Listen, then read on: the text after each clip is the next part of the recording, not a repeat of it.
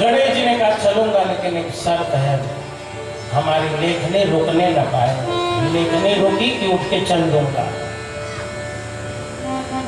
व्यास जी समझ गए जल्दी छुट्टी पाना चाहते हैं, तभी तो शर्त लगा रहे हैं। व्यास जी ने कहा ठीक है, लेखनी रुकने नहीं पाएगी, लेकिन गणेश जी हमारा भी निवेदन है, शर्त है, बिना समझे एक अक्षर भी लिखना मत दो, समझ में आ जाए तो ही लिखना। गणेश जी को लगा मैं नहीं समझ पाऊंगा। बद्री नारायण में, उत्तराखंड में बद्री नारायण में सम्यप्रास आश्रम में सरस्वती नदी के तट पर भगवान वेदव्यास भगवान गणेश गए हैं और भगवान वेदव्यास भागवत की रचना कर रहे हैं। गणेश जी फटाफट लिख रहे हैं। गणेश जी कहते जल्दी जल्दी बोलो, जल्दी जल्दी बोलो। भगवान वेदव्यास को लगता है चलो कुछ भाव में श्लोक बोल दूं ताकि गणेश जी को समझ में ही न आवे, तो फिर आराम से मैं श्लोकों को स्टॉक में बना के रख लूंगा। अब जरा एक श्लोक सुनो क्या होने वाला। भगवान वेदव्यास कहते हैं कि श्री कृष्ण जब कुछ बड़े हो गए तो उनका जन्मदिन आया, बर्थडे। आजकल हमारे बच्चे 50% ईसाई हो गए हैं। बच्चों तुम लोगों से पूछो तुम्हारा जन्मदिन कब है तो अंग्रेजी का ही तो बताओगे ना, महीना बताओगे, जनवरी फरवरी मार्च अप्रैल मई जून जुलाई अगस्त सितंबर, ये सब अंग्रेजी महीने हैं कि नहीं? और सन भी बताओगे तो अंग्रेजी का ही बताओगे। तो 50% तुम ईसाई हो गए कि नहीं? तुम ये नहीं बता पाओगे कि चैत्र में, बैसाख में, ज्येष्ठ में, आषाढ़ में, सावन भादो क्वार कार्तिक में मेरा जन्म हुआ। और जिनके विवाह हो चुके उनको भी नहीं पता है कि किस महीने में हुआ। बताओ माताओं ईसाई हो गए हो कि नहीं? सनातनी कब बनोगे? सनातन आप कार्तिक नहीं समझते हो, अगहन नहीं समझते हो, अपने सनातनी धर्म के महीनों को आपको नहीं याद आता। अपने बच्चों को कॉन्वेंट स्कूलों में पढ़ाओ, लेकिन कॉन्वेंट की संस्कृति मत देना। अंग्रेजी पढ़ने की सनातन को छोड़ने के लिए भेजते हो। भगवान वेदव्यास कहते हैं श्री कृष्ण का जन्मोत्सव आ गया। प्रभु ने मनसुखा से, मधुमंगल से, श्यामसूर से कहा, ऐ मित्रों कल मेरा जन्मदिन है, आप सब वहीं हो, कल बहुत सुंदर 56 भोग खिलाऊंगा। मधुमंगल गया शाम को अपनी मैया से कहा, मैया कल कन्हैया का जन्मदिन है, सोने का सिकड़ माला बनवा, कल कन्हैया के जन्मदिन पे भेंट करूंगा। गरीब हूं तो क्या हुआ, दिल मेरा भी धड़कता है प्रभु के लिए। मधुमंगल की मैया ने कहा, बेटा तन पे नहीं लगता, चल दिया कलकत्ता। घर में तो जो 2 जन की खाने की व्यवस्था नहीं है, तुम सोने का सीकड़ कैसे दे पाओगे? लाला बेटा कल लाला कन्हैया के जन्मदिन में जाना ही मत। अरे वहां तो शिव जी आएंगे, इंद्र जी आएंगे, बड़े बड़े देवता आएंगे, उस दान में तुम जैसे गरीब का भेंट कौन देखेगा? मधुमंगल की रात किसी तरह बीती। सुबह हुआ, एक गमछा लपेटा है, ऊपर कपड़े भी नहीं, मचल गया, मैया मैं तो जाऊंगा जाऊंगा जाऊंगा। मैया ने पूरे घर में देखा, एक चम्मच चीनी भी नहीं थी, 2 लड्डू भी नहीं। माँ की आंखों में आंसू आ गए। मैया ने आम के पत्ते में गाय का गोबर रखा और कहा, बेटा जन्मदिन मनाया जाए और गाय के गोबर का टीका न लगाया जाए तो जन्मदिन सफल नहीं होता। जाना और श्री कृष्ण के ललाट में गाय के गोबर का टीका लगा के मंगल कामना कर देना और कह देना कन्हैया था ही नहीं तो क्या हम लेके आते। श्री कृष्ण के जन्मोत्सव की तैयारी है। ब्रह्मा जी आए, शिव जी आए हैं, इंद्र चंद्र कुबेर आए हैं, लेकिन श्री कृष्ण ने किसी के भेंट की तरफ नहीं देखा और प्रभु बार बार ऐसे कर रहे हैं। किसी ने पूछा, ब्रह्मा जी तो इधर बैठे हैं, शिव जी तो इधर बैठे हैं, कन्हैया तू किसको ढूंढ रहा है? तो भगवान ने कहा, मैंने शिव को शिव बनाया है तो भेंट लेके आए हैं, इंद्र को इंद्र बनाया है तो भेंट लेके आए हैं, लेकिन जिसको मैंने गरीब बनाया है, आज जरा देखना है वो मेरे लिए क्या लेके आया है। जिसके पास बहुत है वो भगवान को कुछ दे दे तो बड़ी बात नहीं है, लेकिन जिसके पास अपने लिए नहीं है, बच्चों के लिए दवा के पैसे नहीं है, पुस्तक के पैसे नहीं है, वो गरीब जब कुछ भगवान के लिए देता है तो बड़ी बात होती है। और मधुमंगल गाय का गोबर लिए चला रहा था। भगवान मंच से नीचे उतरे, दौड़े, मधुमंगल को हृदय से लगाया, मंच पर गए और पूरी भीड़ में पूछ पड़े क्या लेके आए। मधुमंगल ने कहा लाला कुछ नहीं था, तो मैया ने गाय के गोबर दिए और कहा टीका लगा देना। भगवान ने कहा आज मेरा मधुमंगल न होता तो मेरा जन्मदिन सफल न होता, आज मेरे मित्र के कारण मेरा जन्मदिन सफल हो। अहो बकीयं स्तनकालकूटं जिघांसयापाय यदप्यसाध्वी लेभे गतिं धातृचितां ततोऽन्यं कं वा दयालुं शरणं व्रजेम। श्री कृष्ण के जन्मोत्सव में पूतना जहरीला दूध लेके पहुंच गई। श्री कृष्ण उसकी गोदी में बैठे, दूध पिया, और जब ब्रह्मा जी ने पूछा कहाँ भेजना है, तो प्रभु ने कहा जहाँ मेरी माँ यशोदा का खाट लगाना वहीं पूतना का भी खाट लगा देना। मेरी माँ यशोदा ने प्रेम से दूध पिलाया, इसने गुस्से से और क्रोध से जहरीला दूध पिलाया, लेकिन मैं क्या करूं, मेरे पास तो नरक है ही नहीं, मेरे पास तो केवल वैकुंठ ही वैकुंठ है, और जो मेरे पास है वही तो दूंगा। और तब यह सुनकर के गणेश जी कहते हैं वाह वेदव्यास, जिन ठाकुर के दरबार में जहर पिलाने वाली पूतना और प्रेम से दूध पिलाने वाली यशोदा को एक गति मिलती हो, ऐसे श्री कृष्ण से बढ़कर के और कौन हो सकता है। कं वा दयालुं शरणं व्रजेम। ऐसे भावपूर्ण श्लोकों को सुनते हैं गणेश जी, बस आंसू बह जाते हैं, समाधि लग जाती है, और गणेश जी श्लोक नहीं लिख पाते हैं। तब तक भगवान वेदव्यास हजारों श्लोक लिख के स्टार्ट कर देते हैं। जरा सोचिए, भगवान गणपति जब भागवत के श्लोकों को नहीं समझ पाते हैं, पूछना पड़ता है। भागवत धर्म शास्त्र नहीं है, भागवत प्रेम शास्त्र है।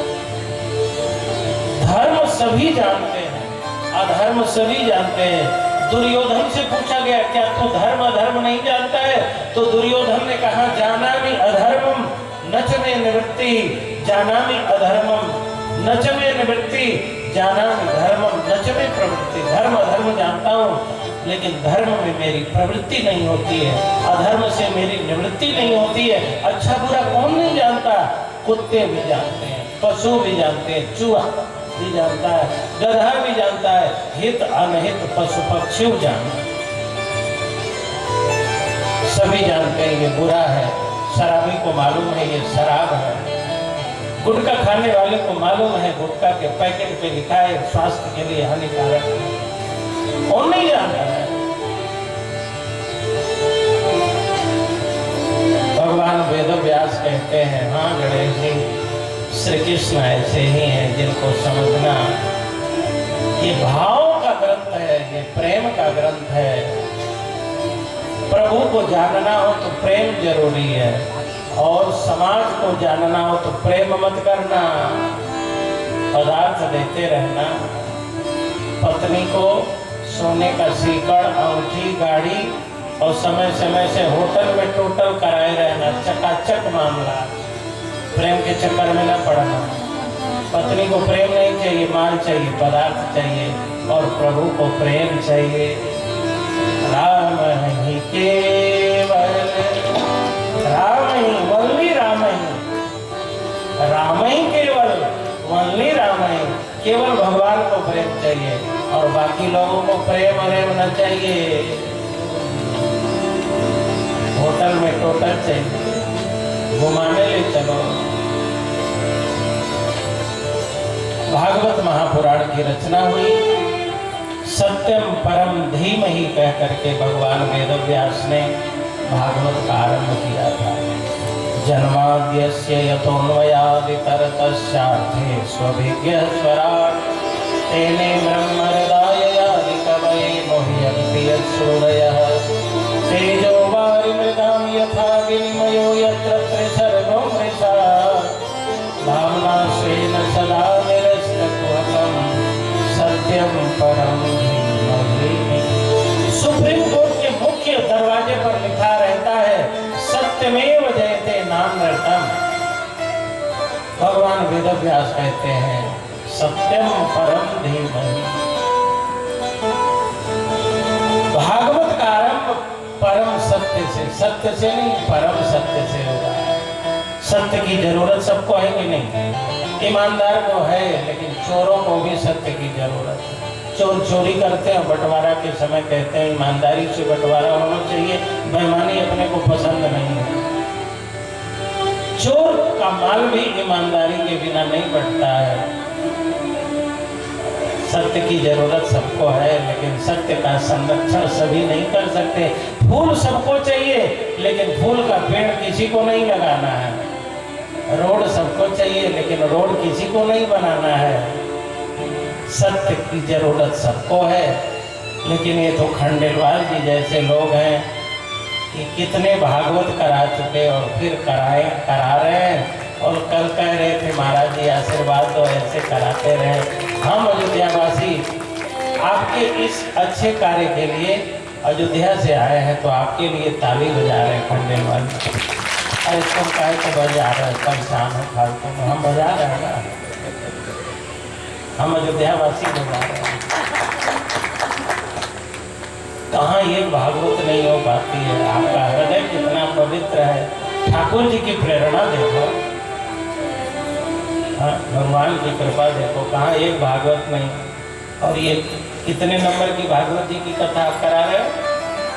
10वीं है, 11वीं। वाह, भगवान ऐसा दिल हमें भी दे, सबको दे, आप सबको दे।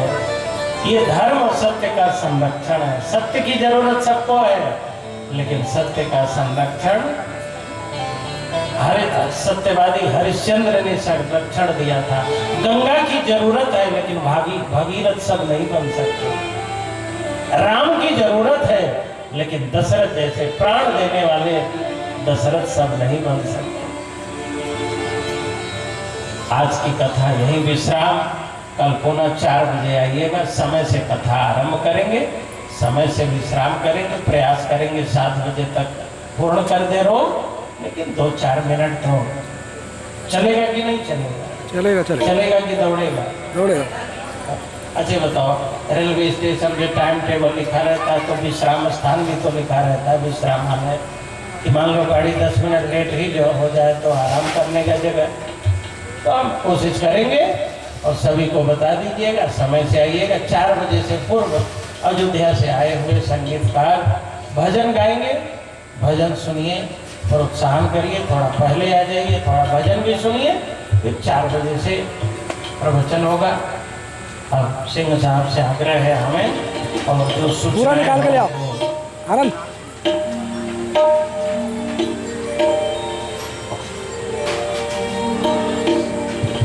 हजार से कम नहीं, क्योंकि गिनती से और कोई भी चीज गिनती से नहीं होती, और गुणों से। इसलिए आप हृदय बनाने वाली मधुर और बड़े सरल शब्दों में एक एक के पहुंच जाए अंदर मन में, ऐसी कथा आपने सुनाई।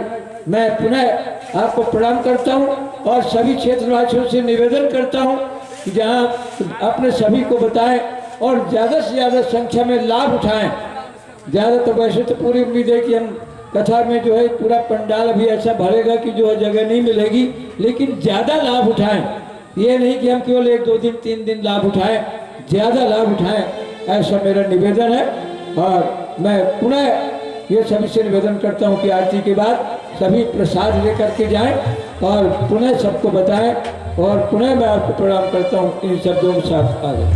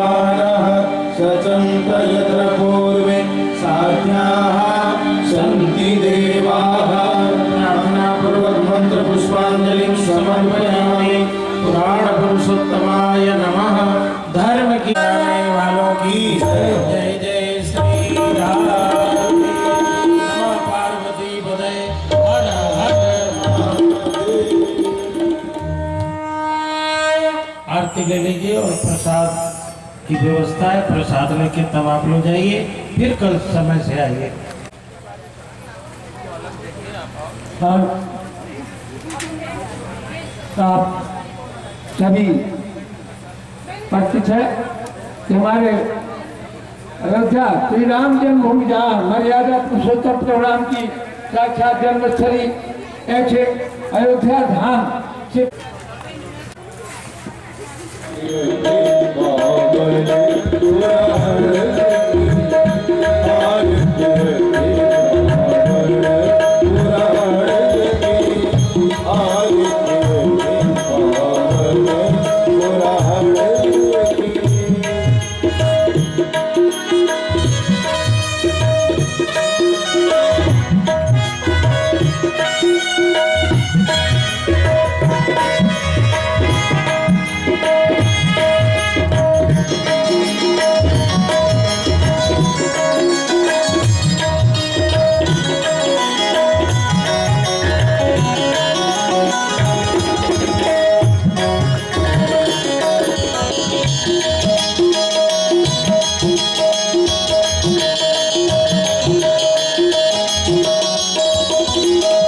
परमहंस मुनि परमहंस मुनि मन उल्लासनि रसिक हृदय रस रास विलासनि रसिक हृदय रस रास विलासनि मोती मोती रति प्रेम सुदासनि रति मोती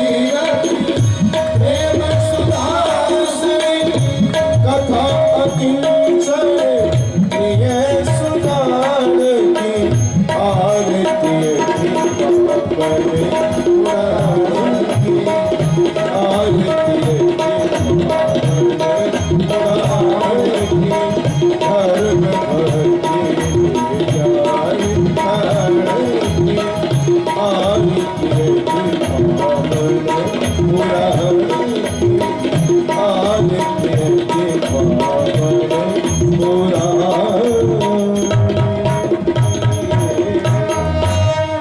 वृंदावन बिहारी लाल की, बोलो भागवत भगवान की, बोलो व्यासी महाराज की।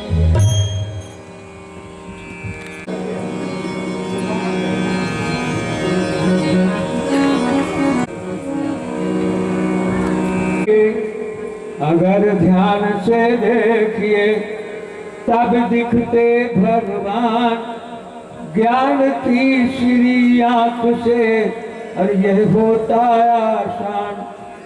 हमारी रुद्रावतार बली की इस पावन स्थली में श्री राम जन्मभूमि मर्यादा पुरुषोत्तम प्रभु राम की जन्मस्थली से पधारे हुए आप सभी जानते हैं, हमारे अयोध्या क्षेत्र के तीर्थ क्षेत्र के जो ट्रस्ट के अध्यक्ष हैं पूजनीय महंत श्री नृत्य गोपाल दास जी महाराज, आप हमारे बीच में जो पधारे हुए हैं, आप उनके परम शिष्यों में से एक है और मुख्य शिष्यों में से है पंडित राधे श्याम शास्त्री जी महाराज के चरणों में हम प्रणाम करते हैं।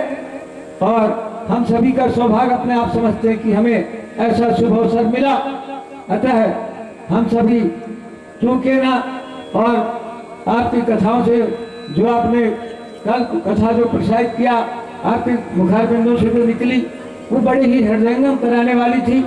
अतः मैं निवेदन करता हूं कि जहां तक भी आवाज जा रही हो, अधिक से अधिक संख्या में आकर कथा का लाभ प्राप्त करें। मैं अब सर्वप्रथम श्री महावीर मंदिर समिति की ओर से, उमरेठ क्षेत्रवासियों की ओर से, श्री खंडेलवाल परिवार की ओर से आपका कोष्य वंदन अभिनंदन करता हूं। और हमारे बीच में जो महान संगीतकार हमारे पूज्य पुरोहित महाराज और साउंड मास्टर और हमारे कैद करने वाले श्री अशेला जी, आज सभी का अभिनंदन है, स्वागत है, इस प्रांगण में वंदन है। स्वागत की श्रृंखला में मैं निवेदन करता हूं श्रीमती सरोज चंद्र कुमार कृपया और सम्मान करें, जल्दी आकर के श्रीमती सपना पटवा बालाघाट आते जाए, देरी न करें। श्रीमती अर्चना दिलीप छिंदवाड़ा,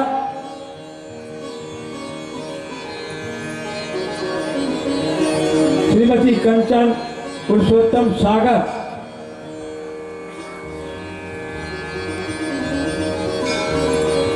श्रीमती दीक्षा पाटिल सिवनी,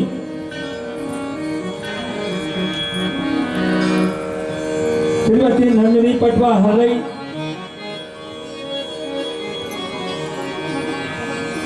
श्रीमती शिवानी बसंत चांदा मेटा,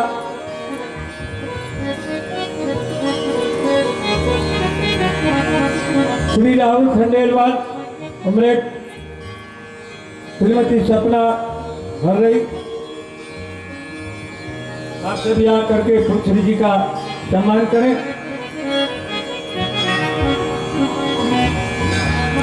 आज हमारे बीच में जो पधारे हुए हमारे सरपंच माननीय श्री मुकेश सोनी जी, कृपया आप आए, आप भी सम्मान करें श्री जी का।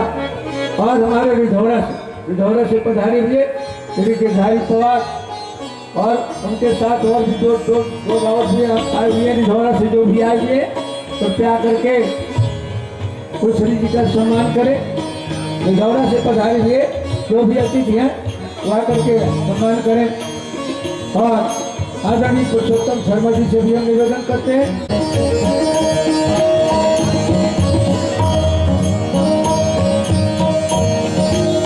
हाँ, बिल्कुल आप पुकारें, चिंता करें, जल्दी आए। और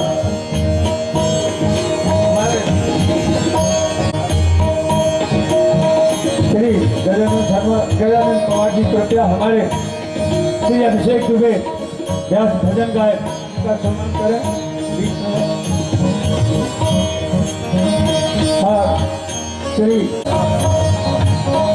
हम पुनः अभिनंदन करते हैं।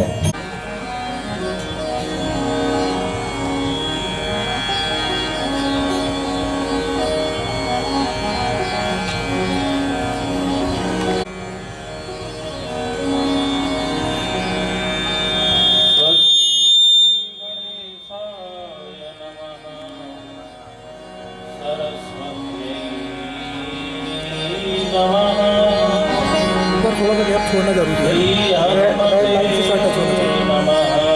ये तुमको बार बार आ जाओ। सच्चिदानंद रूपाय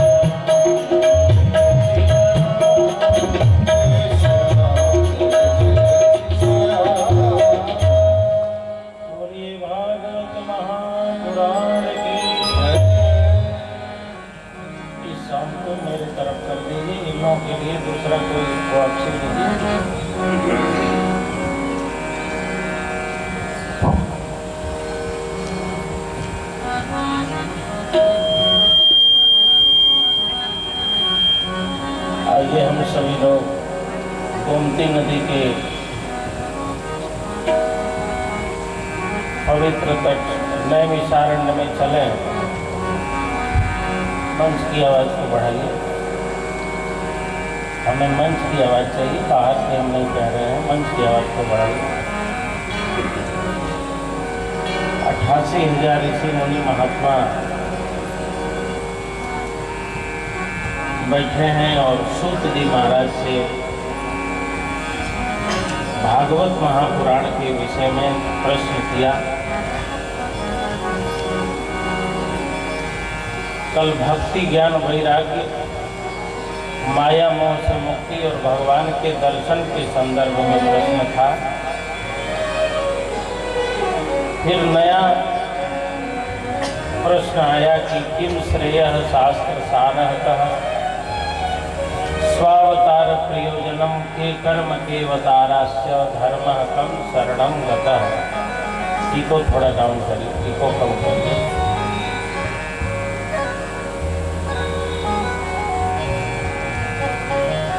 आत्म कल्याण का साधन क्या है? शास्त्रों का सार क्या है? भगवान के अवतार कितने हुए? अवतार का प्रयोजन क्या है? भगवान करते क्या है? और धर्म का जो आश्रय है वो धर्म का आश्रय क्या है? धर्म किसके आश्रय में रहता है?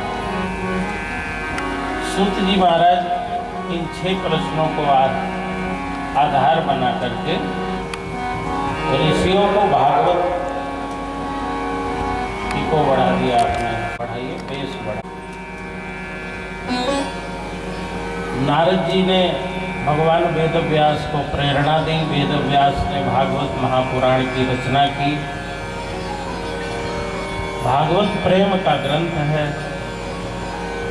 किंतु इस प्रेम के ग्रंथ का आरंभ भगवान वेद व्यास ने महाभारत युद्ध की कथा से आरंभ किया।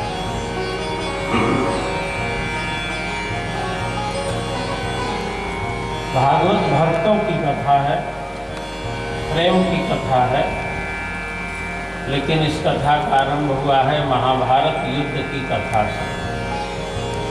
महाभारत मतलब तो आप लोग जानते ही होंगे कि नहीं जानते? अरे दिन भर वही करना है और जानते ही नहीं होंगे।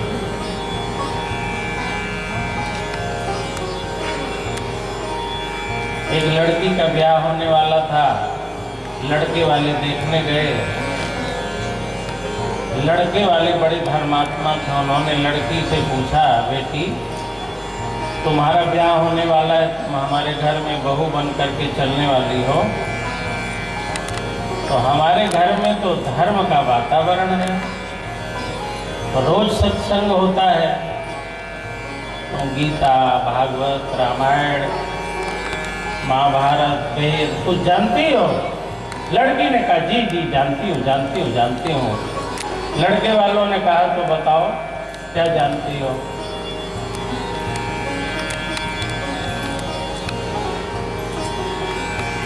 लड़के वालों ने कहा बताओ क्या जानती हो? तो लड़की ने कहा जानती सब हूँ, रामायण सुना देती हूँ, विवाह के बाद रोज महाभारत न दिखा दिया तो मेरा नाम बदल देना।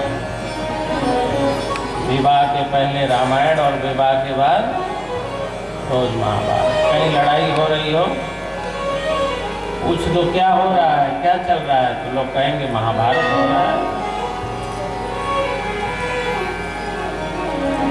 मनुष्य को महाभारत लड़ाई देखने में विशेष रुचि है। कहीं पर अखंड रामायण हो रहा हो, कीर्तन हो रहा हो, तो बाइक वाले निकलेंगे ना, तो बाइक से, मोटरसाइकिल से ध्वनि बजाएंगे, गाड़ी से ही प्रणाम कर लेंगे और आगे बढ़ लेंगे। लेकिन लड़ाई हो रही हो तो उतरेंगे और पॉइंट टू पॉइंट पूछेंगे आधा घंटा, किसने किसको मारा और कितना मारा, खोपड़ी टूटी कि नहीं, भर्ती हुआ कि नहीं, और हाथ भी टूटी कि केवल पैर ही टूटा। लड़ाई हो रही हो तो रुकोगे कि नहीं? जाओगे ना, एक एक पॉइंट पूछोगे ना। लेकिन कहीं रामायण की कथा हो रही हो तो दूर से ही प्रणाम। मनुष्य के मन में महाभारत के प्रति विशेष लगाव है, क्योंकि वो रोज महाभारत कर रहा है।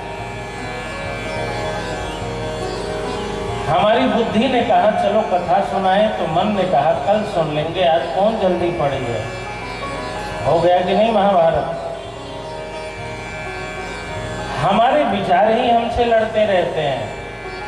सुबह पूजन का मन होता है, दोपहर भोजन का मन होता है, शाम को दूसरा कोई मन हो जाता है। रोज हमारे मन आपस में लड़ते रहते हैं, हमारे ही विचार।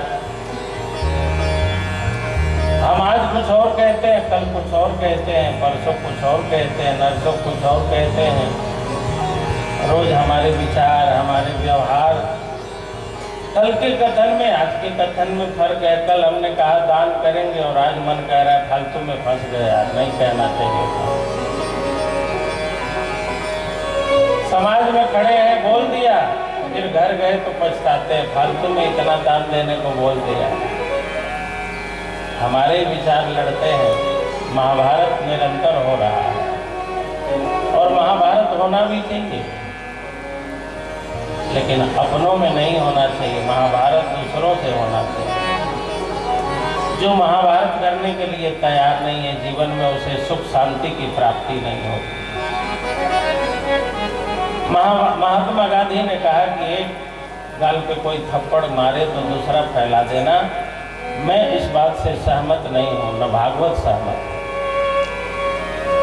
तुम्हारे गाल पे कोई थप्पड़ मारे, इतनी औकात ही मत उसको देना और अपने आप को इतना सक्षम बना के रखना कि मारने के पहले उसे 100 बार सोचना पड़े। मैं अयोध्या से आया हूँ, अयोध्या की बात से शुरुआत करता हूँ। भगवान राम ने अयोध्या को छोड़ा, सुरक्षित राज्य था, देवताओं के लिए भी दुर्लभ राज्य। घर छोड़ा, परिवार छोड़ा, माँ को छोड़ा, बाप को छोड़ा, सब कुछ छोड़ा, लेकिन 2 चीज नहीं छोड़ा, न धनुष छोड़ा न बाण छोड़ा। भगवान राम ने अस्त्र शस्त्र नहीं छोड़ा। अपनी क्षमता, अपनी शक्ति को कभी मत छोड़ना। जिस धर्म ने अपनी शक्ति को छोड़ दिया, इस मंदिर की रक्षा कब होगी? जब आपके पास हथियार हो, लाठी हो, डंडे हो, अधिकार हो। नहीं तो कोई भी आके आपके मंदिर पर अधिकार कर लेगा, शिखर तोड़ जाएगा, गंदगी कर जाएगा। सुख का आरंभ, शांति का आरंभ होता है बल से, पराक्रम से, युद्ध से। यदि आप लड़ने को तैयार नहीं है तो धर्म का काम आपसे होने वाला नहीं है। तब जाओ घर में बैठ के राम राम करो। यदि आप लड़ने को तैयार हैं तो धर्म का कार्य आप कर सकते हैं। भागवत महापुराण धर्म ग्रंथ है, प्रेम का ग्रंथ है, लेकिन आरंभ महाभारत युद्ध की कथा से है। अनावश्यक किसी का लूंगा नहीं और जो मेरा होगा उसको छोड़ूंगा नहीं। दूसरे का धन मेरे लिए मिट्टी का समान है, लेकिन जो मेरा है उस पर कोई निगाह रखेगा, नजर रखेगा तो छोड़ूंगा नहीं। यदा तु राजा स्वसुता न साधुन पूषणं नरधर्मेण विनष्ट दृष्टिः। 18 दिनों तक महाभारत का युद्ध हुआ। कार्तिक के बाद जो महीना आता है उसको मार्गशीर्ष कहते हैं। हमारे यहाँ जितने महीने हैं उन महीनों का नामकरण नक्षत्रों से है। पंचांग खोलना, पंचांग में पूर्णिमा तिथि में जो नक्षत्र होगा उसी नक्षत्र से उस महीने का नाम होता है। जैसे चैत्र महीना है तो चैत्र पूर्णिमा को चित्रा नक्षत्र होने के कारण महीने का नाम चैत्र पड़ता है। वैशाख शुक्ल पक्ष की पूर्णिमा को विशाखा नक्षत्र होने के कारण उस महीने का नाम वैशाख पड़ता है। ज्येष्ठ महीने में पूर्णिमा तिथि को ज्येष्ठा नक्षत्र होने के कारण ज्येष्ठ नाम पड़ता है। उत्तराषाढ़ा पूर्णिमा तिथि को पढ़ने के कारण आषाढ़ नाम पड़ता है। भाद्रपद नक्षत्र पूर्णिमा को पड़ने के कारण भाद्रपद नाम पड़ता है महीने का। अश्विनी नक्षत्र के कारण आश्विन नाम पड़ता है। कृत्तिका नक्षत्र के कारण कार्तिक पड़ता है। मार्गशीर्ष नक्षत्र के कारण, मृगशिरा नक्षत्र के कारण मार्गशीर्ष महीने का नाम पड़ता है। मुख्य नक्षत्र के कारण पौष नाम पड़ा है। मघा के कारण माघ पड़ा है। पूर्वा भाद्रपद उत्तरा फाल्गुनी के कारण फाल्गुन पड़ा है। हमारे जितने महीने हैं अनाप शनाप नहीं है, नक्षत्रों के कारण। अब तुम बताओ जनवरी क्यों नाम पड़ा है, फरवरी क्यों नाम पड़ा है? नक्षत्रों का संबंध चंद्रमा से है। चंद्रमा का संबंध हमारे मन से है। मन का संबंध हमारे तन से है। तन का संबंध हमारे धर्म से है। धर्म का संबंध भगवान से। सनातन धर्म वैज्ञानिक धर्म है। मार्गशीर्ष महीने को भगवान ने अपनी विभूति माना है। जितने 12 महीने हैं उन 12 महीने में कार्तिक के बाद जो महीना पड़ता है, भगवान गीता में कहते मासानां मार्गशीर्षोऽहम्। जितने महीने हैं उन सभी महीनों में मैं मार्गशीर्ष हूँ। मार्गशीर्ष शुक्ल पक्ष की एकादशी तिथि को, जिसे हम लोग गीता जयंती कहते हैं, भगवान कृष्ण ने अर्जुन को गीता सुनाई। 18 अध्यायों की गीता, 700 श्लोकों की गीता भगवान कृष्ण ने युद्ध के पहले सुनाई। गीता सुनने के बाद अर्जुन ने युद्ध किया। 18 दिनों तक युद्ध हुआ था। तो एकादशी तिथि से युद्ध प्रारंभ हुआ। द्वादशी, त्रयोदशी, चतुर्दशी और पूर्णिमा। एकादशी को गीता सुनाई और द्वादशी से युद्ध हुआ। द्वादशी, त्रयोदशी, चतुर्दशी और पूर्णिमा। तो 4 दिन अगहन में लड़ाई हुई और 14 दिन पूष में। इसलिए पौष मास को अशुद्ध मास मानते हैं। कोई शुभ काम हम लोग नहीं करते हैं, क्योंकि महाभारत युद्ध हुआ, लाखों लोग मरे। इसलिए उस महीने में हम लोग शादी ब्याह कोई भी शुभ काम नहीं करते हैं। 17वें दिन दुर्योधन को लगा अब मैं भी मरूंगा। मौत दिखने लगी, क्योंकि उसके सेनापति मर गए, उसके लोग मर गए, वो घायल हो गया। अब लगा कि मेरी मृत्यु हो जाएगी। तो उसने अपनी माँ गांधारी से कहा, माँ तुम अंधी नहीं हो, लेकिन जब तुम्हें पता चला कि तुम्हारे पतिदेव अंधे हैं तो तुमने अपनी आंखों पर पट्टी बांध ली। दुनिया में ऐसी कोई नारी नहीं हुई। पता चला कि मेरे पति को दिखता नहीं है और मेरे पिता ने विवाह तय कर दिया है। तो गांधारी ने कहा, जब मेरे पतिदेव नहीं देखते हैं तो मैं भी नहीं देखूंगी। माताओं, गांधारी को कभी आदर्श मत बनाना। पति को न दिखे तो पत्नी भी आंखें फोड़ ले। बोलो ना,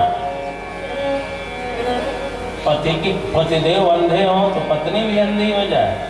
पतिदेव लूल्हे लंगड़े हो जाए, बूढ़े हो जाए तो पत्नी भी बूढ़ी हो जाए। पतिदेव पगला जाए तो पत्नी भी पगला जाए। पतिदेव शराब पीने लगे तो पत्नी भी पीने लगे। पतिदेव गालियां बकने लगे तो पत्नी भी बकने लगे।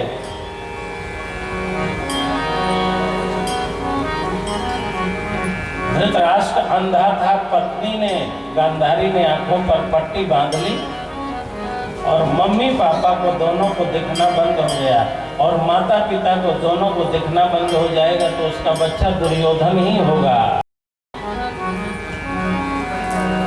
आप अपने बच्चों को बहुत निगाह में रखो, सावधान रखो, नहीं तो बच्चे दुर्योधन निकल जाएंगे। अच्छा, हम लोगों को दूसरों का सब दिखता है लेकिन अपने बच्चों का कुछ नहीं दिखता है। हमारे बच्चे टाइम से पढ़ने जाते हैं, टाइम से आते हैं, और दूसरों के बच्चों का कुछ लोग पूरी कुंडली निकाल के रख देंगे। अरे उसका बच्चा गुटखा खाता है, तंबाकू खाता है, अंडा खाता है, मीट मांस खाता है। दूसरों की कुंडली खोलने वालों, जरा अपने बच्चों की कुंडली खोल के देखा करो। आपको अपने बच्चे के विषय में पता नहीं है, पूरे मोहल्ले के बच्चों के विषय में पता है।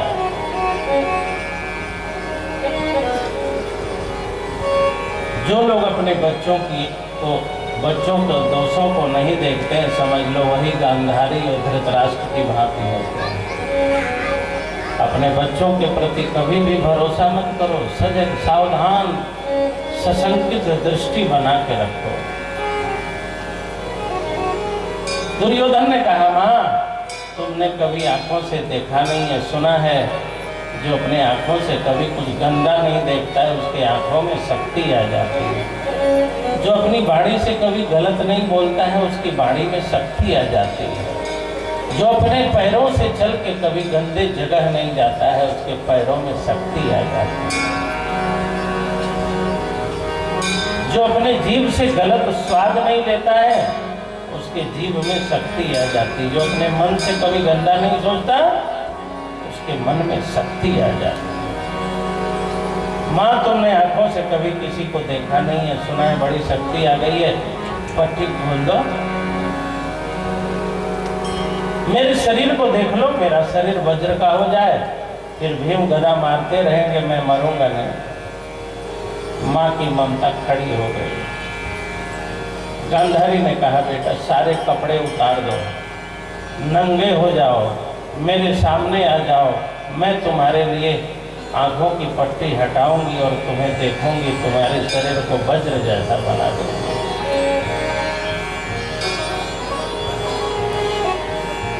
दुर्योधन ने पूरे महल को जंगला रोशनदानी बंद कराया, पर्दे लगवाए, सब जगह ताला बंद कराया और कहा, महल में माँ रहेगी और मैं रहूंगा, दो ही लोग रहेंगे। चारों तरफ से हवा भी ना आने पाए, सूर्य भी ना आने पाए, और अपने हाथों से कपड़ा उतारा, नंगा हो गया पूरे का पूरा। अच्छा, सबको रोका जा सकता है, श्री कृष्ण को कौन रोक लेगा? महल में पता नहीं भगवान कृष्ण कहाँ से प्रकट हो गए, पंडित का वेश बना के। दुर्योधन ने देखा पंडित जी आ गए एकदम नंगा। दुर्योधन शर्मा गया, अरे पंडित तू कहाँ से आ गया? सारे दरवाजे फाटक तो बंद है, तू कहाँ से आ गया? भगवान ने कहा, मैं कहाँ से आ गया ये बात मैं पूछ लेना, लेकिन तू नंगा कैसे हो गया ये तो बता। द्रौपदी को नग्न करना चाहता था, वो तो नंगी नहीं हुई, लेकिन तू आज अपने हाथों से नंगा हो गया।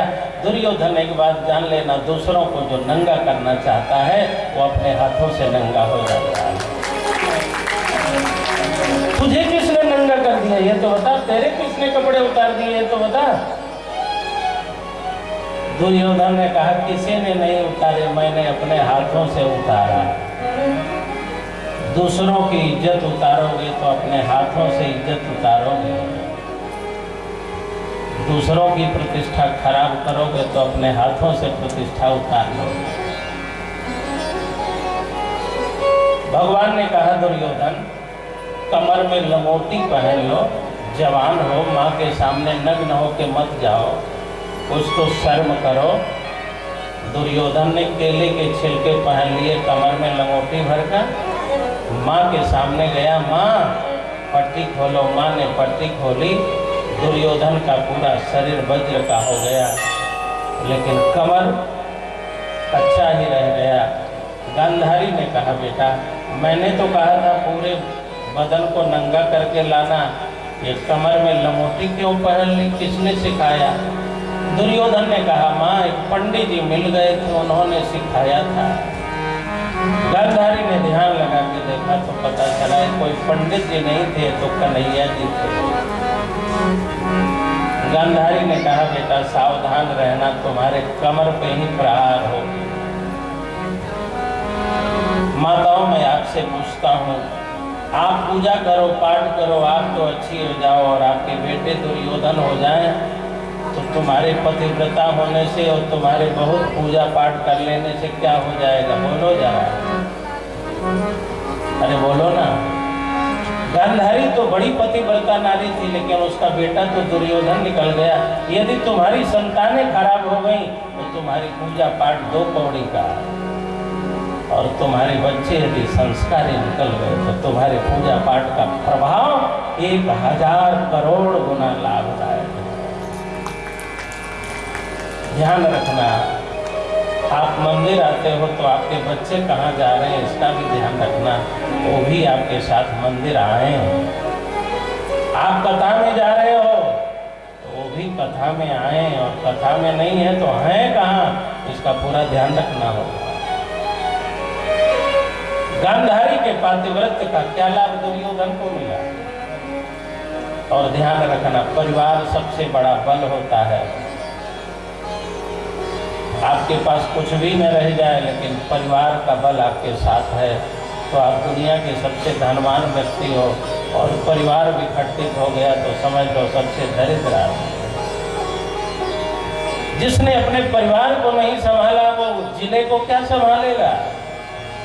जिसने जिला नहीं संभाली वो प्रदेश क्या संभालेगा? और जिसने प्रदेश नहीं संभाला वो देश क्या संभालेगा?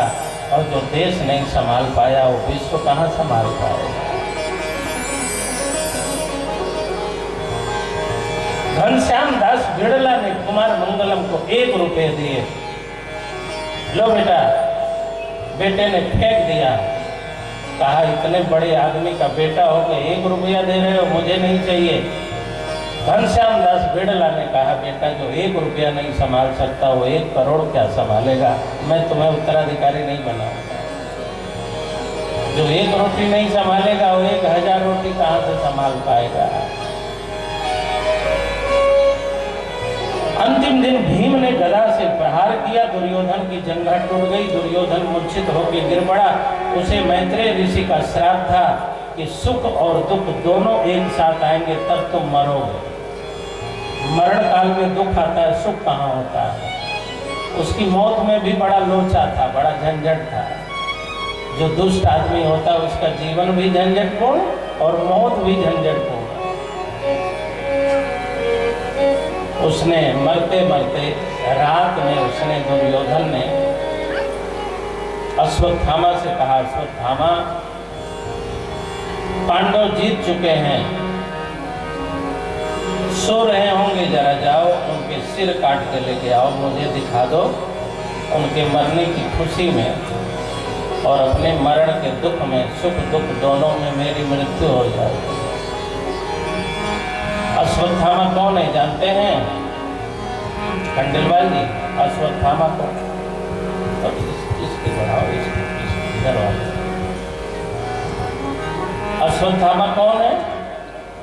जैसे भगवान विष्णु के अवतार होते हैं ऐसे शिव जी के भी अवतार होते हैं।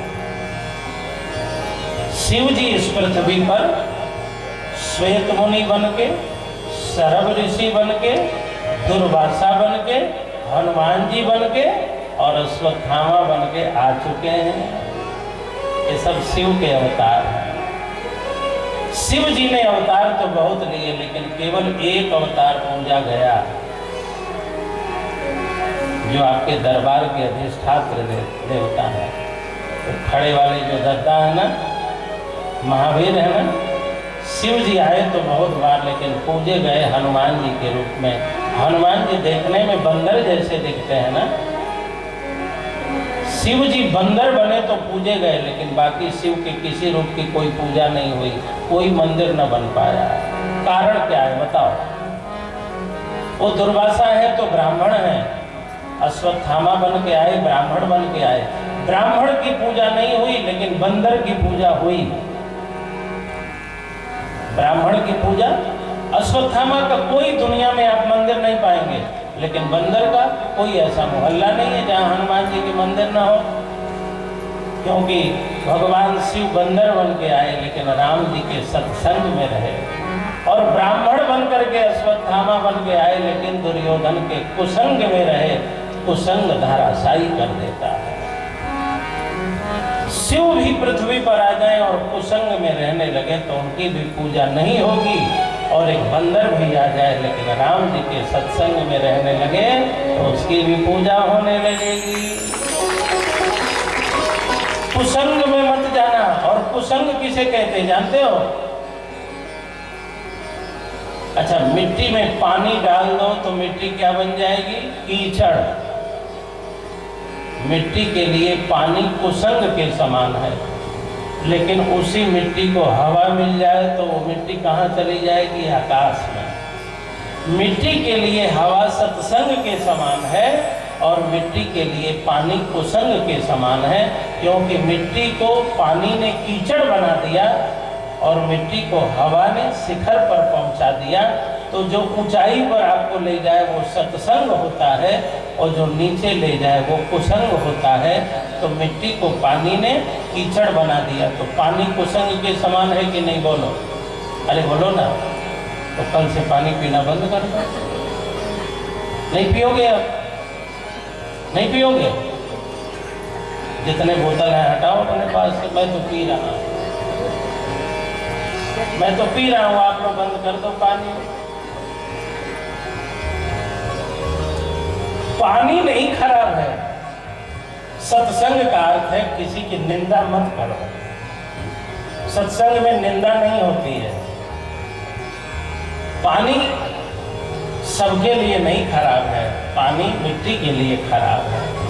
अर्थात इस दुनिया में कुछ भी बुरा नहीं है और कुछ भी अच्छा नहीं है। आपके लिए जो बुरा है वही कुसंग है और आपके लिए जो अच्छा है वही सत्संग है। इस दुनिया में सबके लिए सब बुरा नहीं है और सबके लिए सब अच्छा नहीं।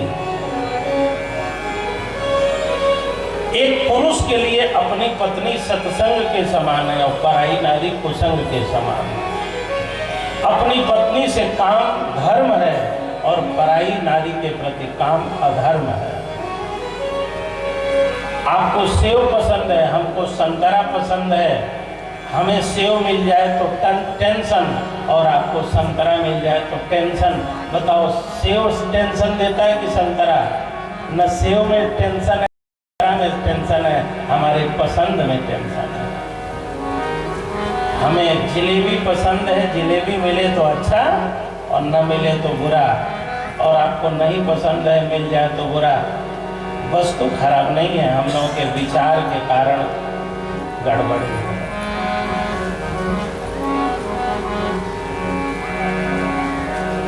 बताओ, भगवान शिव अश्वत्थामा बन के आए हैं, लेकिन दुर्योधन के कुसंग के कारण भगवान शिव अपने आप को भूल चुके हैं कि मैं शिव हूँ और पांडवों को मारने चल पड़े।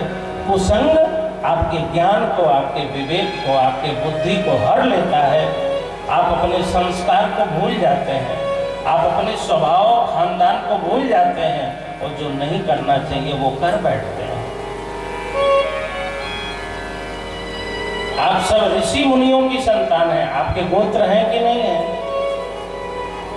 आपके गोत्र, सभी के गोत्र हैं। आप सभी साधु संत ऋषियों मुनियों की संतान हैं। हमारे ऋषि मुनियों का भोजन पवित्र था, फिर आप लोग मांस कब से खाने लगे? अंडा कैसे खाने लगे? बकरा कैसे खाने लगे? बकरी के बेटे को, बकरा को आपने खाया, दूसरे के बेटे को खाने वाले तुम्हारे बेटे के साथ कोई घटना घटे तो कैसा लगेगा?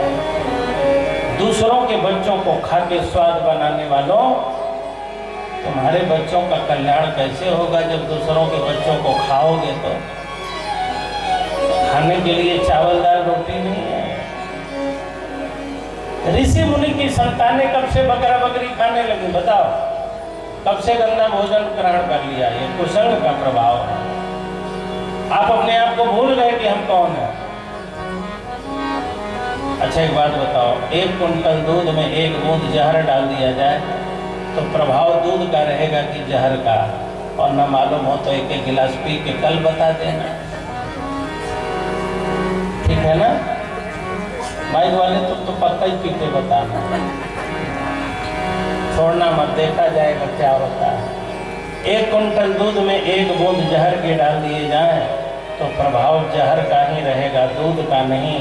ऐसे साल भर सत्संग करो और एक दिन बुरे आदमी के साथ बैठ जाओ, तुम्हारा सारा सत्संग कूड़ा कचड़ा हो जाएगा।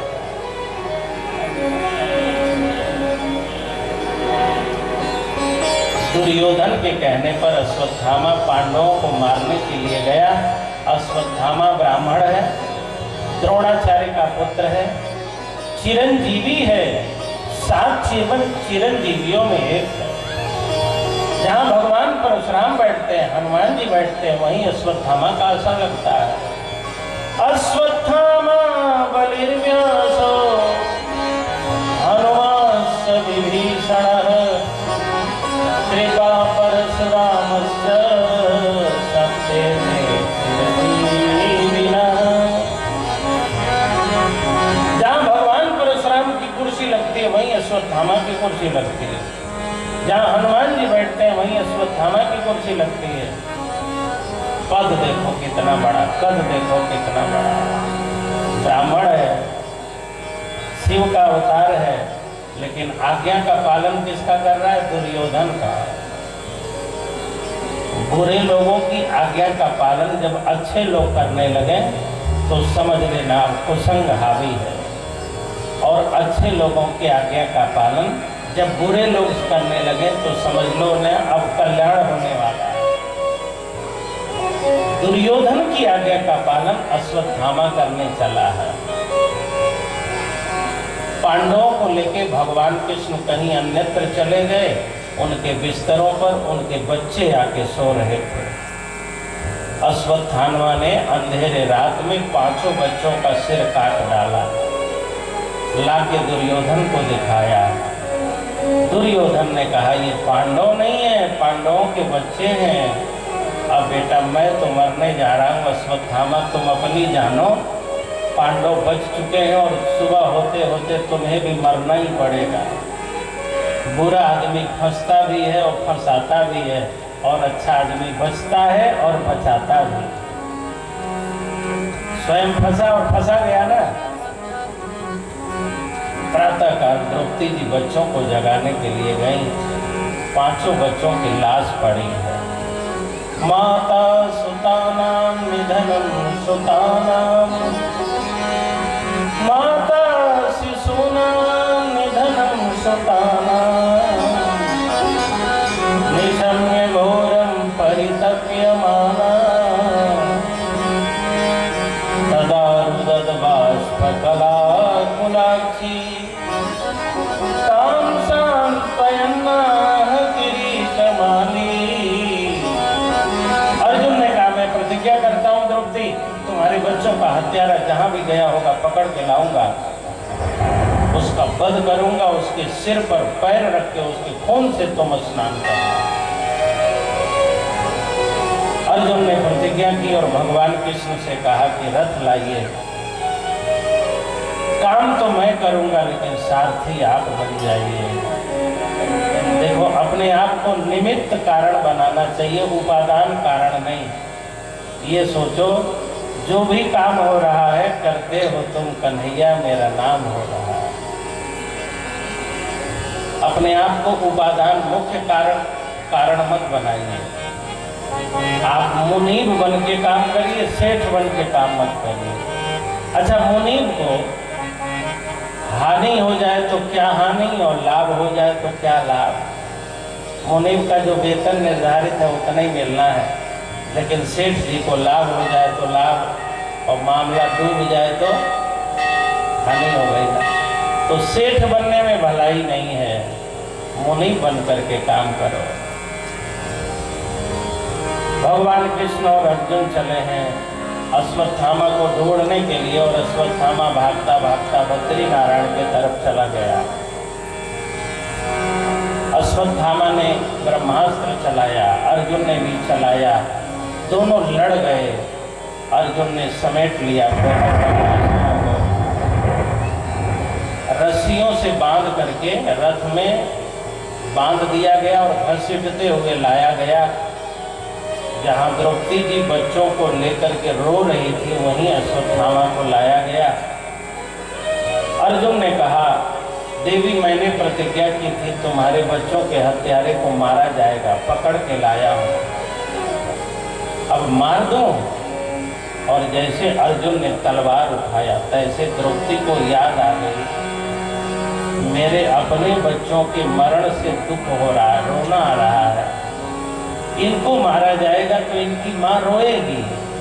एक माँ तो रो ही रही है, दूसरे माँ को क्यों रुलाओ? एक माँ तो पीड़ा में दर्द में कराह रही है, दूसरी माँ को क्यों दर्द दो? मुच्यताम में नितराम ब्राह्मणो गुरु। द्रौपदी ने कहा कि इनके रस्सियों को खोल दिया जाए, इनके बंधनों को खोल दिया जाए। मैं तो परेशान हूँ, इनको क्यों परेशान किया जाए? मेरे बच्चे तो मर गए, इनको मारने से क्या मेरे बच्चे वापस आ जाएंगे? अच्छा ये बताओ, द्रौपदी को इतना ज्ञान कहाँ से आ गया? ये द्रौपदी के कारण ही महाभारत हुआ है। माताओं बुरा मत मानना और सुनना भी नहीं, मैं केवल अब पुरुषों से कहने जा रहा हूँ, आप लोग मत सुनना। किसी महाभारत में लड़ते नहीं है, लेकिन सब महाभारत यही लोग कराते हैं। आप लोगों ने सुन तो नहीं लिया ना? खंडेलवाल जी आपने सुना नहीं? आपको तो सुनना ही है, पड़ोसी ने तो नहीं सुन लिया? जरा पूछ रहा।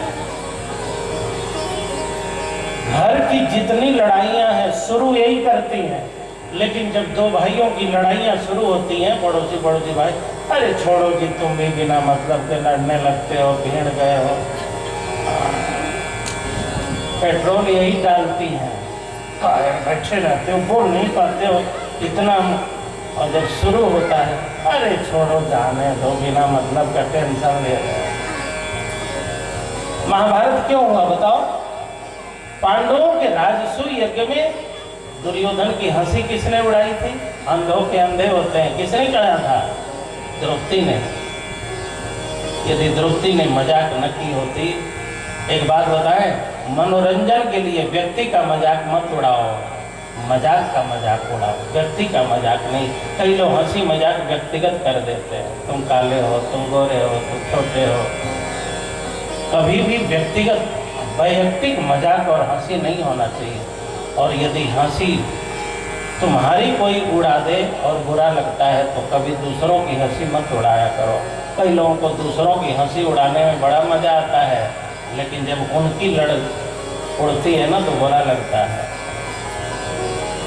और यदि हंसी मजाक से बचना न जानो तो कभी हंसी मजाक करना ही मत।